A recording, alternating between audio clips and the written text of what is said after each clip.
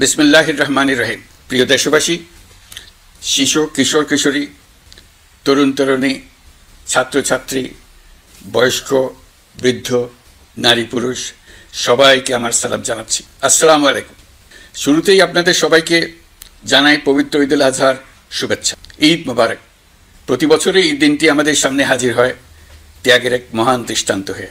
আমরা যদি কোরবানির মাহাত্ম্যকে ধারণ করে লোভ, স্বার্থপরতা, হিংসা বিদ্বেষ মুক্ত হয়ে সমাজ ও রাষ্ট্র বিনির্মাণে নিজেদের নিয়োজিত করতে না পারি, তাহলে কোরবানির ঈদ আনুষ্ঠানিকতা ছাড়া আর কিছুই নয়। আসুন এবছর কোরবানিকে সুন্দর, ত্যাগের মহিমায় মহিমান্বিত করে গরিব বান্ধব করে তোলে। প্রিয় দেশবাসী, কোরবানির পশুর চামড়া থেকে অর্জিত আয়ে আমার আপনার দরিদ্র আত্মীয় পরিজন, প্রান্তিক জনগোষ্ঠী ও দেশের লক্ষ লক্ষ মাদ্রাসা শিক্ষার্থী উপকৃত হয়। আমাদের গরিব স্বজন ও প্রতিবেশীরা তাদের হক যেন ঠিক ঠিক বুঝে পায়, সেদিকে আমাদের মনোযোগ দিতে হবে। তবেই এই উৎসবটি হয়ে উঠবে ধনী গরিব সকলেরই উৎসব। পশুর চামড়ার ন্যায্য মূল্য নির্ধারণ, বর্জ্য ব্যবস্থাপনা সহ সার্বিক বিষয়ে সুষ্ঠু ব্যবস্থাপনা নিশ্চিত করতে সরকারের একটি উচ্চ পর্যায়ের কমিটি কাজ করছে। একটি কন্ট্রোল রুমও খোলা হয়েছে। কোরবানির চামড়া সংক্রান্ত যে কোনো সমস্যা, অভিযোগ ও পরামর্শ এই হটলাইনের নম্বরে ফোন করে নেওয়া যাবে। আমরা এই বছর কোরবানির পশুর চামড়া সংরক্ষণে 30,000 টন লবণ বিনামূল্যে সরবরাহ করেছি। কোরবানির ঈদে আরও একটি গুরুত্বপূর্ণ বিষয় হলো পরিষ্কার পরিচ্ছন্নতা। আমি দেশবাসীর প্রতি আকুল আহ্বান জানাই, আপনারা সকলে পরিবেশ পরিচ্ছন্ন রাখতে সমবেতভাবে এগিয়ে আসবেন। বিশেষ করে তরুণ তরুণীদেরকে এই বিষয়ে দৃষ্টি আকর্ষণ করছি। এবছর যারা হজ ব্রত পালন করছেন তাদের প্রত্যেককে জানাচ্ছি আন্তরিক শুভেচ্ছা ও অভিনন্দন। মহান রব্বুল আলমিনের অশেষ মেহেরবানিতে আপনাদের দোয়ায় এবং সংশ্লিষ্ট সবার সর্বোচ্চ আন্তরিকতা ও পেশাদারিত্বের ফলে এবছর আমাদের হজ ব্যবস্থাপনায় সাফল্য এসছে। প্রথমবারের মতো সরকারি ব্যবস্থাপনায় লাব্বায়েক অ্যাপের মাধ্যমে হজের সার্বিক ব্যবস্থাপনা ও সেবা নিশ্চিত করা হচ্ছে। এখন পর্যন্ত হজ ব্যবস্থাপনায় কোনো অনিয়মের খবর আসেনি। টাকা দিয়েও হজে যেতে না পারার যন্ত্রণা কাউকে কাঁদতে হয়নি। হজ ক্যাম্প কিংবা বিমানবন্দরে কোনো হাজিকে প্রতিবাদ বিক্ষোভ করতে হয়নি। প্রথমবারের মতো সরকারি টাকায় কাউকে হজে পাঠানো হয়নি। প্রিয় দেশবাসী, ঈদ উল ফিতরের অভিজ্ঞতাকে কাজে লাগিয়ে দীর্ঘমেয়াদে বাজারের জিনিসপত্রের দাম স্থিতিশীল রাখতে আমরা তৎপর হয়েছি। এবার কোরবানির ঈদেও কোনো জিনিসের দাম যাতে আকস্মিকভাবে বেড়ে না যায়, সেদিকে আমরা সর্বোচ্চ নজর দিয়েছি।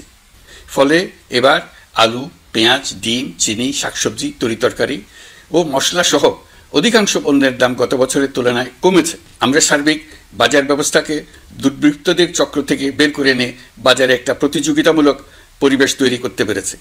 জনগণকে ন্যায্য মূল্যে নিত্য প্রয়োজনীয় জিনিস পৌঁছে দিতে সরকারের সব রকমের চেষ্টা অব্যাহত আছে। পাশাপাশি এই কোরবানির ঈদেও দেশবাসী যাতে নির্বিঘ্নে নিজেদের দেশের বাড়িতে যাতায়াত করতে পারেন, সেজন্য সরকার সর্বোচ্চ ব্যবস্থা নিয়েছে। আইনশৃঙ্খলা বাহিনীর সদস্যরা মানুষের জানমালের নিরাপত্তায় সজাগ রয়েছেন। ঈদের ছুটির মধ্যেও বিপুল সংখ্যক কর্মকর্তা কর্মচারী এবং পুলিশ ও সেনাবাহিনীর সদস্যরা অক্লান্ত পরিশ্রম করছেন। আমি তাদের প্রতি আন্তরিক কৃতজ্ঞতা জানাচ্ছি। শুধু ঈদের সময় নয়, আগামী দিনে কখনোই বাস, রেল ও বিমান যাত্রায় কোনো ধরনের অনিয়ম যাতে না হয়, সেজন্য সরকার একটি কেন্দ্রীয় অনলাইন টিকেটিং প্ল্যাটফর্ম করতে যাচ্ছে, যেখানে এই একই প্ল্যাটফর্ম থেকেই যাত্রীরা খুব সহজেই বাস, ট্রেন ও ফ্লাইটের টিকিট ক্রয় করতে পারবেন। একই রকমভাবে সব ধরনের সরকারি সেবা যাতে জনগণের দোরগোড়ায় পৌঁছে যায়, সেজন্য নাগরিক সেবা বাংলাদেশ এই নামে একটি সেন্টার পরিচালিত হচ্ছে। দেশের সর্বত্র শহরে, হাটে বাজারে তরুণ তরুণীদের মাধ্যমে বেসরকারি ব্যবস্থাপনায় সার্ভিস সেন্টার স্থাপনের কাজ শুরু করেছে। এটি ঢাকা শহরে কয়েকটি সেবা কেন্দ্রের মাধ্যমে শুরু হয়েছে। প্রশিক্ষণপ্রাপ্ত স্থানীয় তরুণ উদ্যোক্তারা নাগরিক সেবা কেন্দ্র থেকে সাধারণ নাগরিকদের এনআইডি, পাসপোর্ট, লাইসেন্স, পুলিশের কাছে জিডি করা, কর ফাইলিং করা সহ বিভিন্ন সরকারি ডিজিটাল সেবা দেবেন। এর ফলে দালাল চক্রের খপ্পর থেকে মুক্তি পাওয়া যাবে। নানা রকম হয়রানি ও ভোগান্তি কমবে বলে আমরা আশাবাদী। এই প্রজেক্ট শূন্য বাজেটে আমরা শুরু করেছি। দেশের বিদ্যমান অব্যবহৃত সম্পদ ব্যবহার করেই সামনে এগিয়ে চলা সম্ভব, এটাই আমরা বাস্তবে করে দেখার চেষ্টা করছি। আমাদের চেষ্টা হচ্ছে প্রতিটি মন্ত্রণালয় থেকে যতগুলি সেবা এর আওতায় আনা যায় সবগুলোকে নিয়ে আসা। আমরা চেষ্টা করছি যাতে শিশু জন্মগ্রহণ করা মাত্রই তার জন্ম সনদ পেয়ে যায়। ওটাই হবে তার নাগরিক স্বীকৃতি এবং রাষ্ট্র কর্তৃক তার দায়িত্ব গ্রহণের অঙ্গীকার। ওইখান থেকেই যাবতীয় সকল সনদ সে তার নাগরিক অধিকার হিসেবে ক্রমাগতভাবে সম্মানের সঙ্গে পেতে থাকবে। এক অফিস থেকে আরেক অফিসে তার দৌড়াতে হবে না, দালালের পেছনে মাসের পর মাস ঘুরতে হবে না। বিদেশ সফরে গেলে সেখানকার প্রবাসী বাংলাদেশিরা প্রায় আমাদেরকে সরকারি সেবা পেতে নানা রকম দুর্ভোগের কথা জানান। প্রবাসীদের জন্য বিদেশে তাদের নিজ নিজ শহরে আমরা বেসরকারি উদ্যোগে পরিচালিত নাগরিক সেবা কেন্দ্র স্থাপনের উদ্যোগ নিচ্ছি। সেখান থেকে তারা পাসপোর্ট নবায়ন, জাতীয় পরিচয়পত্র ইত্যাদি সংগ্রহ করতে পারবেন। এগুলো কঠিন কাজ, এগুলোকে কঠিন করা হয়েছে, কিন্তু এখন সরকারের অভ্যন্তরে সাহসী ও উদ্যোগী সিনিয়র সচিব এবং ডিজিদের সহযোগিতায় অন্তর্বর্তী সরকারের মেয়াদকালে আমরা এটা সমাপ্ত করতে বদ্ধপরিকর। প্রিয় দেশবাসী, আপনারা জানেন ঐতিহাসিক অভ্যুত্থানের পর এই সরকার যখন দায়িত্ব গ্রহণ করে তখন দেশের অর্থনৈতিক অবস্থা ছিল ভয়াবহ। ভয়ঙ্করভাবে যুদ্ধবিধ্বস্ত দেশের অর্থনীতিও এতটা খারাপ থাকে না যতটা খারাপ করে দিয়েছে 16 বছরের লাগামহীন লুটপাটতন্ত্র। আশার বিষয় হচ্ছে শুধু ব্যাংক নয়, প্রত্যেকটি আর্থিক প্রতিষ্ঠান এখন ঘুরে দাঁড়িয়েছে। জনগণের আমানত এখন নিরাপদ। অর্থনীতির অধিকাংশ সূচক ইতিবাচক ধারায় ফিরে এসছে। আমাদের অর্থনীতির ইতিবাচক ধারা বিদেশি বিনিয়োগকারীদেরকেও আকৃষ্ট করছে। বৈদেশিক মুদ্রার রিজার্ভ শূন্যে নেমে যাওয়ার ভয়ে পতিত সরকার বিদেশি ব্যবসায়ীদের আয় নিজ দেশে নিতে দিচ্ছিল না। আমরা সেটা নিরসন করেছি, বৈদেশিক মুদ্রার রিজার্ভকে ইতিবাচক অবস্থায় নিয়ে আসতে পেরেছি। এই অর্থ বছরে আমরা চেষ্টা করেছি এমন একটি বাজেট দিতে যা সত্যিকার অর্থে জনকল্যাণমুখী হয়।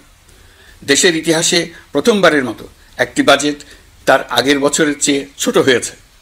প্রবৃত্তি কেন্দ্রিক ধারণা থেকে সরে এসে আমরা চেষ্টা করেছি সামগ্রিক উন্নয়নের ধারণায় জোর দিতে। এই বাজেট প্রথাগত ভৌত অবকাঠামো তৈরির খতিয়ান নয়। এই বাজেটে প্রাধান্য দেওয়া হয়েছে মানুষকে। নজরদারি বৃদ্ধির ফলে রপ্তানি আয় বেড়েছে। অর্থনীতির দুঃসময়ে আমাদের প্রবাসী ভাই বোনেরা রেমিটেন্স যোদ্ধা হিসেবে এগিয়ে এসছেন, যার ফলে রেমিটেন্স প্রবাহ উল্লেখযোগ্যভাবে বৃদ্ধি পেয়েছে। আমি জাতির পক্ষ থেকে সকল রেমিটেন্স যোদ্ধাকে কৃতজ্ঞতা জানাচ্ছি। স্বৈরাচারী সরকারের পতনের পর অর্থ পাচার রোধে কঠিন পদক্ষেপ নিয়েছে অন্তর্বর্তী সরকার। এছাড়া পুরনো আমদানির দায় পরিশোধ হওয়ায় বৈদেশিক মুদ্রার রিজার্ভের উপরও চাপও কমেছে। রাজস্ব আদায় বাড়ানোর জন্য পূর্ব ঘোষণা অনুযায়ী জাতীয় রাজস্ব বোর্ড NBR ভেঙে অর্থ মন্ত্রণালয়ের অধীনে রাজস্ব নীতি বিভাগ এবং রাজস্ব ব্যবস্থাপনা বিভাগ নামে দুটি স্বতন্ত্র বিভাগ প্রতিষ্ঠা করা হয়েছে। এটি একটি বড় কাঠামোগত সংস্কার। এই সিদ্ধান্তের ফলে বিশাল আকারের দুর্নীতি কমবে, রাজস্ব ব্যবস্থার দক্ষতা বাড়বে, স্বার্থের দ্বন্দ্ব কমবে এবং রাজস্ব আহরণের আওতা সম্প্রসারিত হবে। অর্থনীতি সহ বিগত মাসগুলোতে সরকারের প্রত্যেকটি মন্ত্রণালয় ছোট বড় বহু সংস্কারের উদ্যোগ নিয়েছে। মোট 54টি মন্ত্রণালয়ে 1000-এর উপরে সংস্কার ও উন্নয়ন সংক্রান্ত পদক্ষেপ নেওয়া হয়েছে। এর পাশাপাশি আমরা যে সংস্কার কমিশন করেছিলাম তাদের সুপারিশের মধ্য থেকে আশু করণীয় সুপারিশগুলো দ্রুত বাস্তবায়নের জন্য মন্ত্রণালয়গুলো কাজ করে যাচ্ছে। মে মাস পর্যন্ত বিভিন্ন সংস্কার কমিশন থেকে প্রাপ্ত সুপারিশের ভিত্তিতে 54টি মন্ত্রণালয়ে 129টি সুপারিশ বাস্তবায়ন করা হয়েছে। এই সকল সংস্কার কাজের মধ্যে কয়েকটি চুম্বক অংশ আজ আপনাদের সামনে তুলে ধরতে চাই। আইন ও বিচার বিভাগ মোট 33টি গুরুত্বপূর্ণ সুপারিশ ইতিমধ্যে বাস্তবায়ন করেছে। এর মধ্যে উল্লেখযোগ্য হল ইন্টারন্যাশনাল ক্রাইমস ট্রাইব্যুনাল অ্যাক্ট 1973 সংশোধন ও পুনর্গঠন করে আইনটি আন্তর্জাতিক মানের সাথে সামঞ্জস্যপূর্ণ করা। বিচার বিভাগীয় সংস্কার কমিশনের প্রস্তাব অনুযায়ী সুপ্রিম কোর্ট বিচারক নিয়োগ অধ্যাদেশ 2025 প্রণয়ন ও জারি করা হয়েছে। এর অধীনে প্রথমবারের মতো বাংলাদেশের ইতিহাসে গণবিজ্ঞপ্তির মাধ্যমে সুপ্রিম কোর্টে বিচারক নিয়োগের সুযোগ তৈরি হয়েছে। দেওয়ানি কার্যবিধির সংশোধন করা হয়েছে, যার ফলে এখন বাদীকে আর দিনের পর দিন সশরীরে আদালতে যেতে হবে না। এক একটি দেওয়ানি মামলা নিষ্পত্তি হতে আগে যত সময় লাগত, এই সংশোধনীর ফলে সময়সীমা অর্ধেকে কমিয়ে আনা সম্ভব হবে বলে আমরা মনে করছি। দেশের 1000-এর বেশি অবকাঠামো এবং প্রতিষ্ঠানের নাম পলাতক প্রধানমন্ত্রীর বাবা, মা, ভাই, বোন, আত্মীয় স্বজনের নামে প্রতিষ্ঠিত করা হয়েছিল। তার মধ্যে ছিল সেনানিবাস, বিমান ঘাঁটি, নৌবাহিনীর জাহাজ, মেগা সেতু, সড়ক, স্থাপনা, স্কুল, কলেজ, বিশ্ববিদ্যালয়, হাসপাতাল, গবেষণা কেন্দ্র, আরও বহু কিছু। এগুলো সব নাম পরিবর্তন করা হয়েছে। নারী ও শিশু নির্যাতন দমন আইন সংশোধন করা হয়েছে। প্রবাসী ভাই বোনদের অনেক দিনের দাবির পরিপ্রেক্ষিতে পাওয়ার অফ অ্যাটর্নি বিধিমালা সংশোধন করা হয়েছে। এখন পুরনো পাসপোর্টে নো ভিসা রিকোয়ার্ড স্টিকার থাকলে কিংবা জন্মসনদ থাকলে বিদেশ থেকে পাওয়ার অফ অ্যাটর্নি সম্পাদন করতে পারবে। আগামী 2 মাসের মধ্যে আইনগত সহায়তা কার্যক্রম ব্যাপকভাবে বিস্তার করা হবে। বছরে এখন গড়ে 35,000 মামলা নিষ্পত্তি হয়। আমাদের লক্ষ্য এটিকে 2 লক্ষ মামলায় উন্নতি করা। মামলা দায়েরের 48 ঘন্টার মধ্যেই যাদের বিরুদ্ধে মামলার কোনো ভিত্তি নেই তাদের বাদ দেওয়ার ব্যবস্থা করা হচ্ছে। আমরা সর্বোচ্চ চেষ্টা করেছি দেশের মানুষকে লুটপাট তন্ত্র থেকে বের করে আনতে। আপনারা জানেন বিগত 16 বছরে উন্নয়নের নামে মেগা প্রকল্প নিয়ে কী পরিমাণ লুটপাট হয়েছে।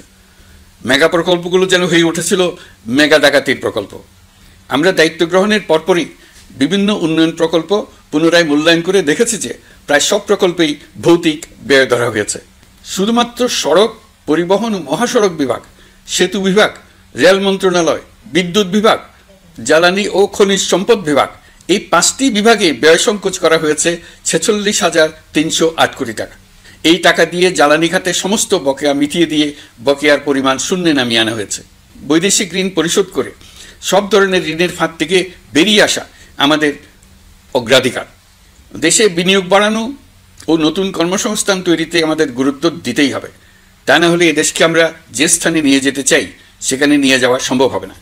বিনিয়োগ ও কর্মসংস্থানের ব্যাপারে রাজনৈতিক দল ও জনগণ আমাদের সর্বাত্মক সমর্থন করছেন। সকলের মধ্যে ব্যাপক আগ্রহ, কৌতূহল আমাদের অনুপ্রেরণা যোগাচ্ছে। সংশ্লিষ্টদের সঙ্গে আলোচনা করে বিনিয়োগ পরিবেশ উন্নত করতে 30টি মূল সংস্কার কাজকে অগ্রাধিকার দেওয়া হয়েছে এবং ইতিমধ্যে 18টি সুপারিশ বাস্তবায়ন করা হয়েছে। বিনিয়োগ বান্ধব পরিবেশ গড়ে তুলতে এবং দেশি বিদেশি শিল্প প্রতিষ্ঠানের মধ্যে সংযোগ সৃষ্টি করতে আমরা সর্বোচ্চ চেষ্টা করে যাচ্ছি। গত অক্টোবর হতে মার্চ পর্যন্ত নেট বিদেশি বিনিয়োগ এসছে মোট 756 মিলিয়ন মার্কিন ডলার, অর্থাৎ প্রায় 9,247 কোটি টাকা। বাংলাদেশ ইনভেস্টমেন্ট সামিট 2025-এ নির্দিষ্ট খাতভিত্তিক সেশনের মাধ্যমে ব্যবসায়ী চেম্বার, ব্যাংক ও বেসরকারি খাতের অন্যান্য অংশীদারদের মধ্যে আলোচনা হয়েছে। ইনভেস্টমেন্ট সামিটে বিদেশি বিনিয়োগকারীরা ও রাজনৈতিক দলগুলোর মধ্যেও আলোচনার জন্য আলাদা ব্যবস্থা রাখা হয়েছিল, যাতে করে পরবর্তীতে যে দলই ক্ষমতায় আসুক না কেন তারা যেন বিনিয়োগ বান্ধব বাংলাদেশ গড়তে নিজেদের প্রতিশ্রুতির কথা জানাতে পারেন। সম্প্রতি চীনের বাণিজ্যমন্ত্রী চীনের 100টি কোম্পানির প্রায় 150 বিনিয়োগকারী ও ব্যবসায়ী নিয়ে বাংলাদেশে এসছেন। আমরা আশা করছি খুব দ্রুতই বড় আকারের বিদেশি বিনিয়োগ দেখতে পাব। সম্প্রতি আমি চীন, কাতার, জাপান সহ কয়েকটি দেশ সফর করেছি। এসব সফরেও বিভিন্ন বৈঠকে বাংলাদেশের অর্থনৈতিক সম্ভাবনা অগ্রগতির কথা তুলে ধরেছে। দ্বিপাক্ষিক বাণিজ্য বিনিয়োগের বিষয়ে ফলপ্রসূ আলোচনা হয়েছে। আরও বেশি সংখ্যক বাংলাদেশি যাতে বিদেশে কর্মসংস্থানের সুযোগ পায় সে চেষ্টা করেছে। বাংলাদেশে কাতারি বিনিয়োগকারীদের জন্য একটি বিশেষ অর্থনৈতিক অঞ্চল গড়ে তোলার বিষয়ে আমাদের মধ্যে আলোচনা হয়েছে। বাংলাদেশের লাখো লাখো ছেলেমেয়েরা মাদ্রাসায় পড়াশোনা করে, তাদের জন্য প্রযুক্তি শিক্ষা ও বিদেশি ভাষা শিক্ষা চালু করতে আমরা কাতার চ্যারিটির সাহায্য চেয়েছি। গত মাসে আমি জাপান সফরে গিয়েছিলাম। এই সফরে জাপানের প্রধানমন্ত্রী বাংলাদেশকে বাজেট সহায়তা ও রেলপথ উন্নয়নের জন্য 1 বিলিয়ন মার্কিন ডলারের ঋণ ঘোষণা করেছেন। দ্বিপাক্ষিক 3টি চুক্তিপত্র বিনিময় হয়েছে। এই সফরে 2 দেশের মধ্যে অর্থনৈতিক বিনিয়োগ ও অন্যান্য সহযোগিতার ক্ষেত্রে 6টি সমঝোতা স্মারক অর্থাৎ MOU স্বাক্ষর হয়েছে। বাংলাদেশের কর্মশক্তির দক্ষতা বৃদ্ধি এবং জাপানে তাদের কর্মসংস্থান সহজতর করার লক্ষ্যে জাপানের সঙ্গে আমরা 2টি সমঝোতা স্মারকে স্বাক্ষর করেছি। জাপানের শ্রমিক সংকট রয়েছে। আমরা আগামী 5 বছরে জাপানে 1 লক্ষ কর্মী পাঠানোর চুক্তি সই করেছি। এর চাইতে আরও বেশি শ্রমিক ক্রমাগতভাবে পাঠানোর আয়োজন করে এসেছি। প্রিয় দেশবাসী, 1971 সালে বাংলাদেশ স্বাধীন হওয়ার পর অর্থনৈতিকভাবে আমাদের যে উন্নতির শিখরে থাকার কথা ছিল, বিশ্বের কাছে মাথা উঁচু করে দাঁড়াবার কথা ছিল, সেই উচ্চতায় আমরা পৌঁছতে পারিনি। আমরা চাই বাংলাদেশ দক্ষিণ এশিয়ার অর্থনৈতিক প্রাণকেন্দ্র হিসেবে প্রতিষ্ঠিত হোক। এই কারণে বিনিয়োগ পরিষেবার উন্নয়নের পাশাপাশি বন্দরের সক্ষমতা বাড়াতে উদ্যোগ নিয়েছি। এটা করা সম্ভব না হলে দেশের কোটি কোটি মানুষের বেকারত্ব ঘুচবে না, অর্থনৈতিক সংকট রয়েই যাবে। চট্টগ্রাম বন্দর নিয়ে অনেকের মধ্যে কৌতূহল তৈরি হয়েছে। মাঝে মাঝে এমন কথাও শুনেছি যে এই বন্দর বিদেশিদেরকে নাকি দিয়ে দেওয়া হচ্ছে। আমি আগেও জানিয়েছি, চট্টগ্রাম বন্দর হলো বাংলাদেশের অর্থনীতির হৃৎপিণ্ড। বর্তমানে এই হৃৎপিণ্ড অতি দুর্বল। এখন যে অবস্থায় আছে সেই অবস্থায় তাকে রেখে দিলে আমাদের অর্থনীতিকে সামনে এগিয়ে নিয়ে যাওয়া সম্ভব হবে না। এই হৃৎপিণ্ডকে বড় করতে হবে, মজবুত করতে হবে, সুঠাম করতে হবে। তা করতে হলে বহু উদ্যোগ গ্রহণ করতে হবে, অভিজ্ঞদের সাহায্য লাগবে। আমরা যাদের সঙ্গে যোগাযোগ করেছি তারা বন্দর ব্যবস্থাপনায় বিশ্বের সেরা, সবচেয়ে অভিজ্ঞ। তারা ইউরোপ, কানাডা, অস্ট্রেলিয়া, চীন, দক্ষিণ কোরিয়া, ভারত, পাকিস্তান, তুরস্ক, মধ্যপ্রাচ্য ও আফ্রিকা সহ বিশ্বজুড়ে বন্দর পরিচালনা করে। তাদের কাজ বন্দর ব্যবস্থাপনা।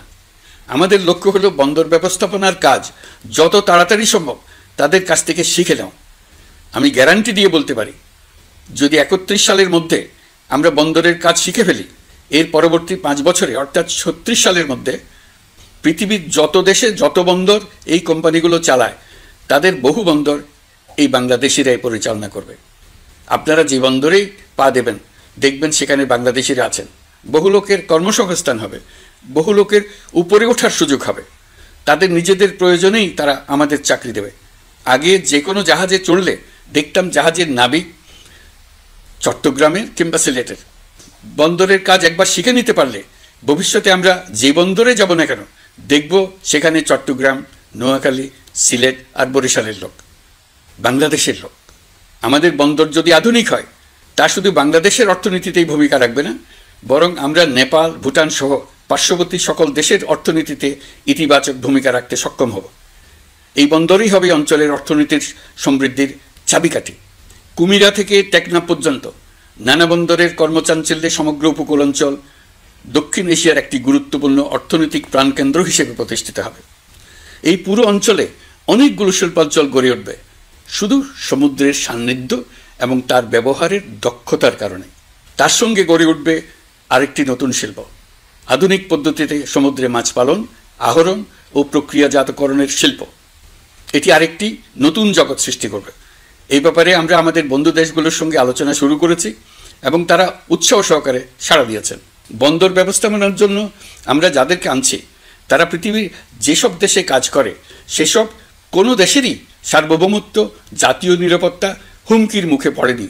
আমি দেশবাসীর প্রতি আহ্বান জানাই, আপনারা নিজেদেরকে ভিত্তিহীন বিরোধিতা এবং অপপ্রচারের শিকার হতে দেবেন না। অন্তর্বর্তীকালীন সরকারের বন্দর ব্যবস্থাপনার উদ্যোগে আপনাদের দৃঢ় সমর্থন অব্যাহত রাখুন। যারা বিরোধিতা করছে তাদের প্রতিহত করুন। আপনারা জানেন আমাদের দেশে এখন 12 লক্ষ রোহিঙ্গা বসবাস করছে। প্রায় 1 লাখ রোহিঙ্গা এসছে 2023 সাল থেকে 2024 সালের সেপ্টেম্বর সময়কালে, যখন রাখাইন রাজ্যে ব্যাপক যুদ্ধাবস্থা বিরাজ করছিল। সেখানে চলমান সংঘাত ও মানবিক পরিস্থিতির কারণে এখনও অনেকে আসতে চেষ্টা করছেন। রোহিঙ্গাদের বাংলাদেশে আসা বন্ধ করতে এবং যারা ইতিমধ্যে বাংলাদেশে অবস্থান করছেন তাদের প্রত্যাবাসনের জন্য আমরা উদ্যোগ নিয়েছি। আমরা যখন দায়িত্ব গ্রহণ করেছিলাম তখন রোহিঙ্গা ইস্যুটিকে প্রায় মৃত অবস্থায় পেয়েছিলাম। আন্তর্জাতিক এজেন্ডা থেকে ইস্যুটি ঝরে পড়েছিল। সেই অবস্থা থেকে আমরা ইস্যুটিকে বিশ্ববাসীর দৃষ্টির সম্মুখভাবে নিয়ে আসতে পেরেছি। আমি গত বছর সেপ্টেম্বর মাসে জাতিসংঘ সাধারণ পরিষদে রোহিঙ্গা বিষয়ক একটি আন্তর্জাতিক সম্মেলন অনুষ্ঠানের আহ্বান জানিয়েছিলাম।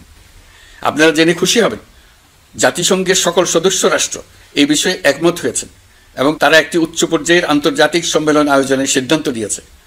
এই বছর সেপ্টেম্বর মাসে যুক্তরাষ্ট্রের নিউ ইয়র্কে এই সম্মেলনটি অনুষ্ঠিত হবে। একই সাথে রোহিঙ্গাদের প্রত্যাবাসনের জন্য আমরা আন্তর্জাতিক জনমত গঠন করতে পেরেছি। গত মার্চ মাসে বাংলাদেশ সফরে এসে জাতিসংঘের মহাসচিব অ্যান্টোনিও গুতেরেস পরিষ্কারভাবে ঘোষণা করেছেন যে মিয়ানমারের প্রত্যাবাসনই রোহিঙ্গা সমস্যার একমাত্র সমাধান। প্রত্যাবাসনের বিষয়ে আরেকটি বড় অগ্রগতি হচ্ছে মিয়ানমার সরকার কর্তৃক প্রত্যাবাসনযোগ্য রোহিঙ্গাদের সর্বপ্রথম তালিকা ঘোষণা। গত এপ্রিল মাসে ব্যাংককে বিমস্টেক সম্মেলনের সাইডলাইনে আলোচনার সময় মিয়ানমার সরকার প্রথমবারের মতো 1,80,000 রোহিঙ্গা প্রত্যাবাসনযোগ্য বলে ঘোষণা করেছে। রোহিঙ্গাদের প্রত্যাবাসনে ও আমাদের সীমান্তের নিরাপত্তা নিশ্চিত করতে মিয়ানমারের সরকার সহ সেখানকার বিদ্রোহী গোষ্ঠীর সাথে আনুষ্ঠানিক ও অনানুষ্ঠানিক যোগাযোগ রাখা হচ্ছে। আমরা যত দেশেই সফর করেছি সব দেশেই রোহিঙ্গা সংকট মোকাবেলায় রাষ্ট্রীয় নেতা ও সরকারের প্রতিনিধিদের সঙ্গে আলোচনা করেছি, তাদের সহযোগিতা চেয়েছে। তারা ঐতিবাচকভাবে আমাদের আহ্বানে সাড়া দিয়েছেন। জাতিসংঘের মহাসচিব গত মার্চ মাসে ঢাকা সফরকালে রাখাইন রাজ্যে মানবিক বিপর্যয়ের মোকাবেলার জন্য একটি ত্রাণ চ্যানেলের প্রস্তাব করেছিলেন। তিনি বলেছিলেন এই প্রস্তাবটি রোহিঙ্গাদের প্রত্যাবাসনে সহায়ক হবে। বিষয়টি প্রস্তাব পর্যায়ে রয়ে গেছে। আমরা লক্ষ্য করেছি রাখাইনের জন্য বাংলাদেশ করিডোর দিয়ে দিয়েছে বলে একটা অপপ্রচার চালানো হচ্ছে। আমি সুস্পষ্টভাবে বলছি, এটা সর্বৈব মিথ্যা। এটা চিলে কান নিয়ে যাওয়ার গল্প। যারা অসত্য কল্পকাহিনী বানিয়ে বাংলাদেশের মানুষকে ক্রমাগত বিভ্রান্ত করে অশান্তি সৃষ্টিতে নিয়োজিত, এটা তাদেরই শিল্পকর্ম। আপনারা এ বিষয়ে হুঁশিয়ার থাকবেন, কোনোভাবেই বিভ্রান্ত হবেন না। এসব অপপ্রচার সত্ত্বেও আমরা লক্ষ্যচ্যুত হব না। এই জটিল সমস্যাটি সমাধানে আমাদের কাজ চালিয়ে যাব। প্রিয় দেশবাসী, আগামী মাসে জুলাই গণ অভ্যুত্থানের বছর পূর্ণ হবে। যাদের আত্মত্যাগের কারণে এই অভ্যুত্থান সম্ভব হলো, আমরা তাদেরকে এবং তাদের পরিবারকে প্রতি মুহূর্তে আমাদের দৃষ্টিতে রেখেছি।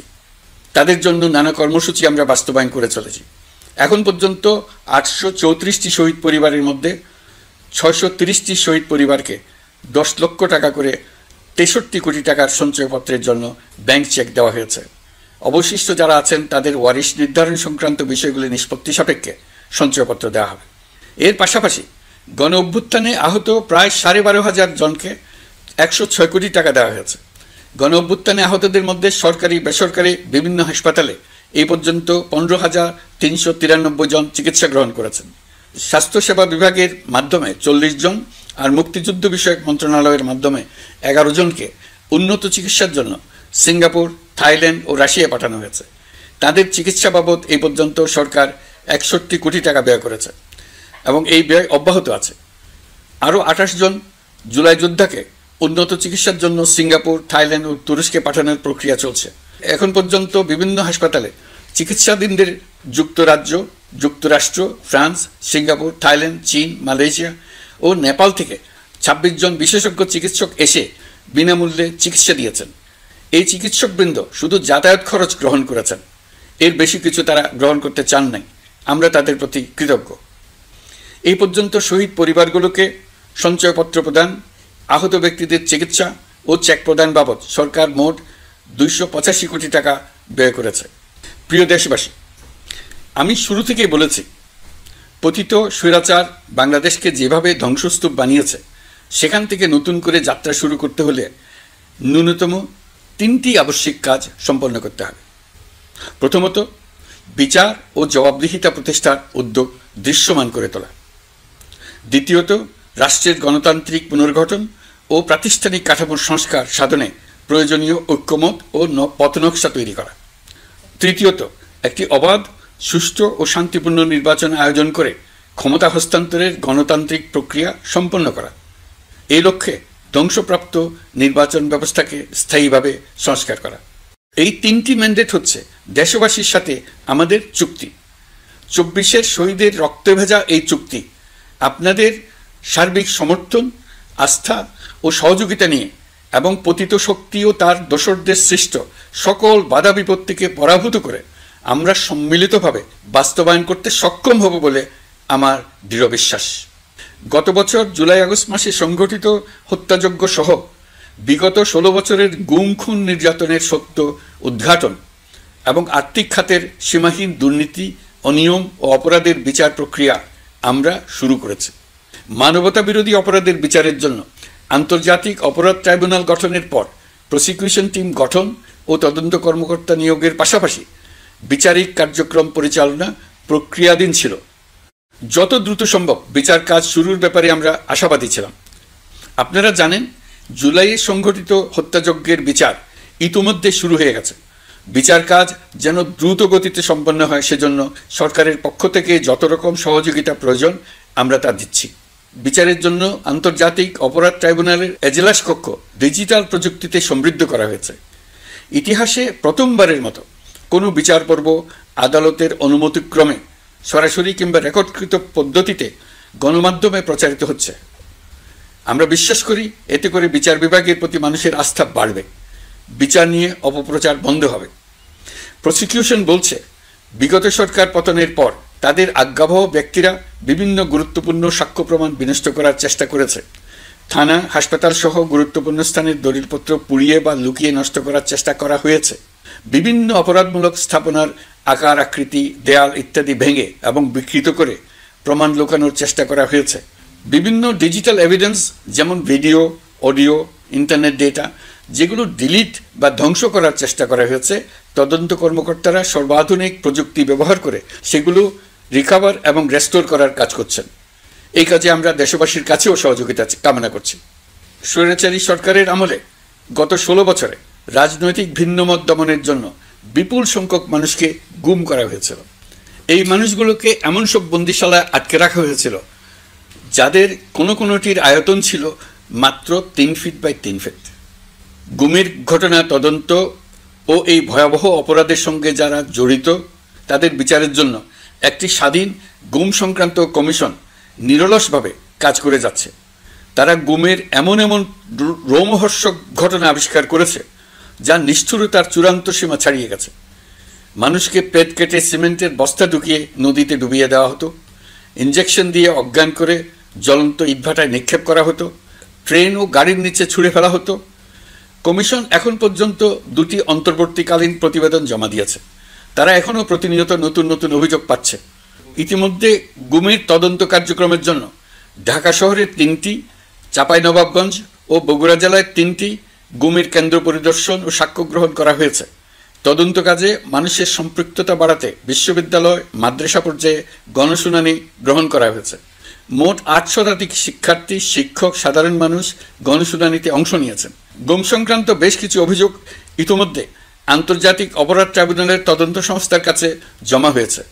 এছাড়াও এই সংক্রান্ত একটা আইন প্রণয়নের কাজ প্রায় শেষ পর্যায়ে আছে। অল্প কিছুদিনের মধ্যেই এটি চূড়ান্ত হবে বলে আশা করছি। গত 16 বছর ধরে এদেশের প্রতিটি স্তরে অপরাধ, অনিয়ম, দুর্নীতির ভাইরাস ছড়িয়ে পড়েছিল। এই রোগাক্রান্ত রাষ্ট্র ব্যবস্থাকে রোগমুক্ত করে জনগণের কল্যাণমুখী করতে হলে আমাদের রাজনৈতিক দলগুলোর সক্রিয় অংশগ্রহণ জরুরি। আমরা দায়িত্ব নেবার পর থেকেই রাজনৈতিক দলগুলোর সাথে নিয়মিত যোগাযোগ রেখেছি।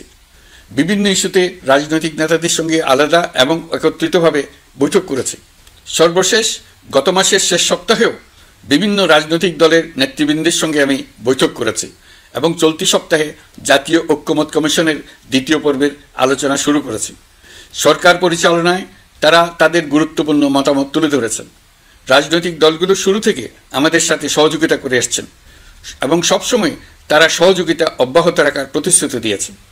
প্রিয় দেশবাসী, আপনাদের নিশ্চয় মনে আছে জুলাই গণঅভ্যুত্থানের নেতৃত্ব অংশ নেওয়া শিক্ষার্থীরা একটি জুলাই ঘোষণাপত্র দেওয়ার কথা জানিয়েছিল। তারা আমাকেও সেখানে আমন্ত্রণ জানায়। আমি বলেছিলাম দেশের সকল রাজনৈতিক ব্যক্তিবর্গ, নাগরিক সমাজের প্রতিনিধি সহ অন্যদের সঙ্গে নিয়ে সকলে মিলে এই ঘোষণাপত্র দেওয়া ভালো হবে। এর পাশাপাশি আগামী জুলাই মাসেই সকল রাজনৈতিক দলের ঐকমত্যের ভিত্তিতে একটি জুলাই সনদ প্রস্তুত করে আমরা জাতির সামনে উপস্থাপন করতে পারব বলে আশা করছি। এই জুলাই সনদ হলো একটি প্রতিশ্রুতি। একটি জনকল্যাণমুখী রাষ্ট্র নির্মাণের জন্য সংস্কার কমিশন যে প্রস্তাবগুলো দিয়েছে সেগুলোর মধ্য থেকে রাজনৈতিক দলগুলো যে কয়টিতে একমত হয়েছে তার তালিকা থাকবে এই সনদে। জুলাই সনদে স্বাক্ষর করে তারা জাতির কাছে সেগুলো বাস্তবায়নের অঙ্গীকার করবে। জুলাই সনদ অনুযায়ী আশু করণীয় সংস্কার কাজগুলো আমরা বাস্তবায়ন করতে প্রতিজ্ঞাবদ্ধ। বাকি অংশের বেশ কিছু কাজও আমরা শুরু করে যেতে চাই। আশা করি অবশিষ্ট অংশ পরবর্তীতে নির্বাচিত সরকারের মাধ্যমে বাস্তবায়ন অব্যাহত থাকবে। প্রাতিষ্ঠানিক সংস্কারের দৃঢ় প্রতিশ্রুতি বাস্তবায়নে আমাদেরকে দৃঢ়ভাবে এবং ঐক্যবদ্ধভাবে এগিয়ে যেতে হবে। এর কোনো বিকল্প নেই। এর বাস্তবায়নের মাধ্যমে পুরো বিশ্বের কাছে দেশের নতুন ঐক্যবদ্ধ ভাবমূর্তি তুলে ধরা যাবে। বিশ্বব্যাপী সবার কাছে জাতি হিসেবে বাংলাদেশের শক্তি সম্পর্কে স্পষ্ট ধারণা তৈরি হবে।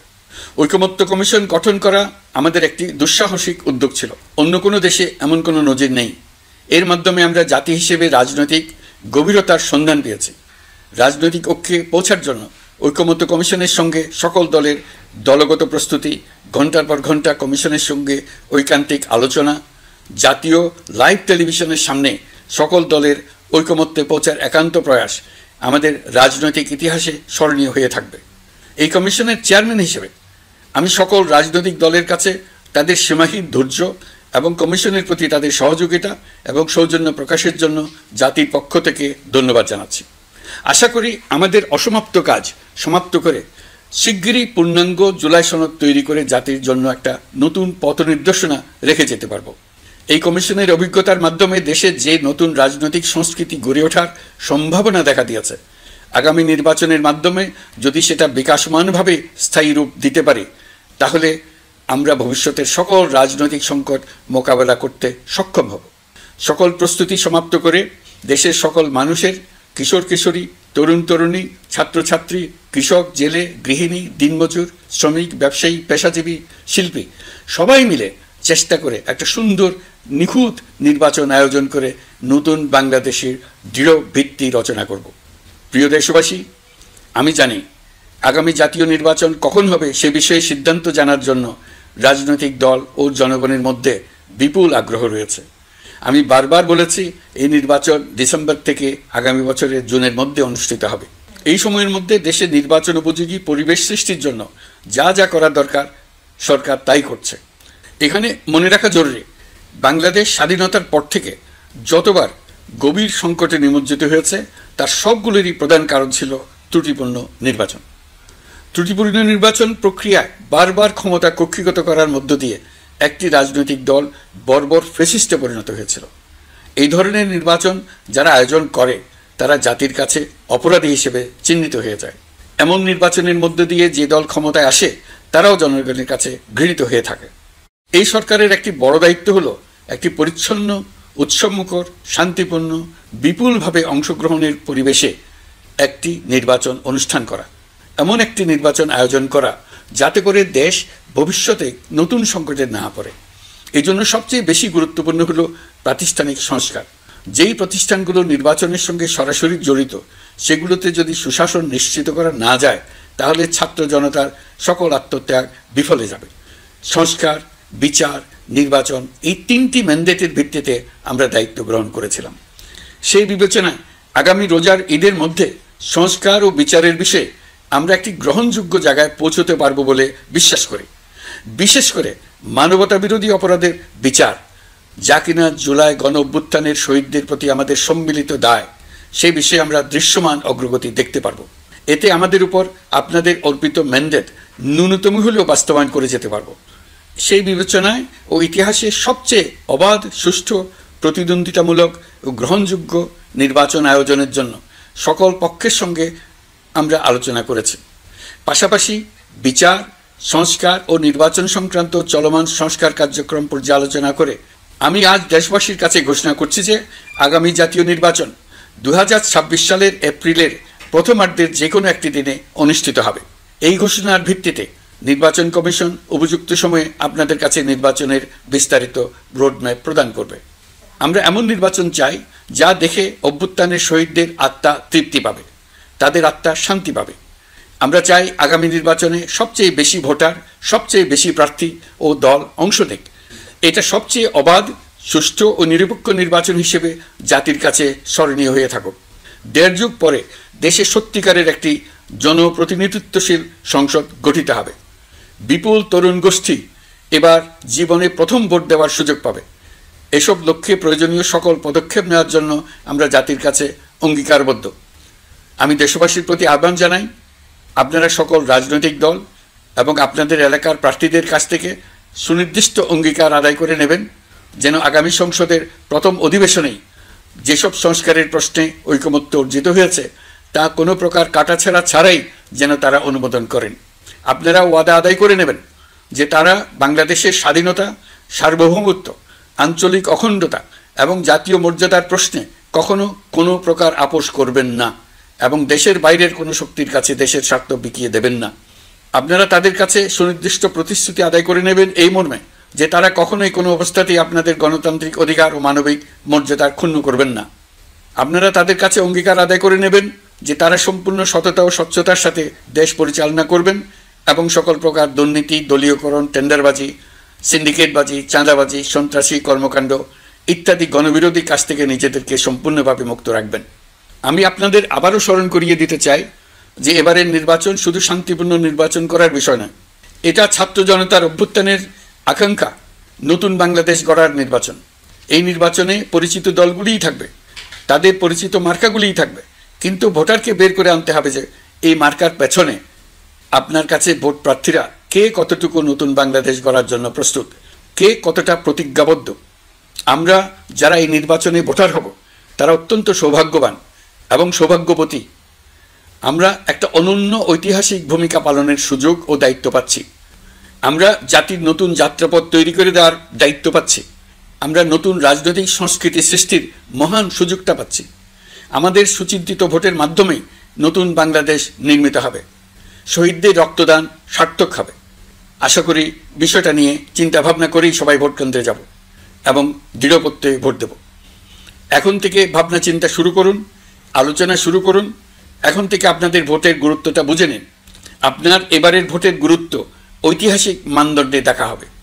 প্রিয় দেশবাসী, আমাদের সবসময় মনে রাখতে হবে পতিত ফেসিবাদ ও তার দেশি বিদেশি দোসররা নতুন বাংলাদেশ গড়ার সম্মিলিত প্রচেষ্টাকে পদে পদে বাধাগ্রস্ত করার চেষ্টা চালিয়ে যাচ্ছে। তারা নানামুখী অপপ্রচারে লিপ্ত। তারা সবসময় চাইবে জুলাই অভ্যুত্থানের মাধ্যমে তৈরি হওয়া জাতীয় ঐক্যের শক্তিকে পরাভূত করতে, গণতান্ত্রিক আকাঙ্ক্ষা বাস্তবায়নের প্রচেষ্টাকে লাইনচ্যুত করতে এবং বাংলাদেশকে পুনরায় করায়ত্ত করতে। আমি আগেও বলেছি, আজ আবারও বলছি, আমরা একটা যুদ্ধ অবস্থায় আছি। এখন আমাদের একতাবদ্ধ থাকতে হবে যে কোনো মূল্যে। পরাজিত শক্তি এবং তাদের সহযোগীরা ওত পেতে বসে আছে আমাদের ছোবল মারার জন্য, আমাদের অগ্রযাত্রাকে রুখে দেওয়ার জন্য। আমরা তাদের কিছুতেই এই সুযোগ দেব না। আসুন আমরা আমাদের সম্মিলিত প্রচেষ্টায় প্রিয় মাতৃভূমির স্বাধীনতা, সার্বভৌমত্ব, আঞ্চলিক অখণ্ডতা ও জাতীয় মর্যাদার বিরুদ্ধে যে কোনো আঘাত প্রতিহত করার উদ্দেশ্যে প্রতিরোধের ঐক্যবদ্ধ সুদৃঢ় প্রাচীর গড়ে তুলি। প্রিয় দেশবাসী, সবাইকে আবার ঈদের শুভেচ্ছা ও সালাম জানাচ্ছি। মহান আল্লাহ আমাদের সহায় হন। আল্লাহ হাফেজ।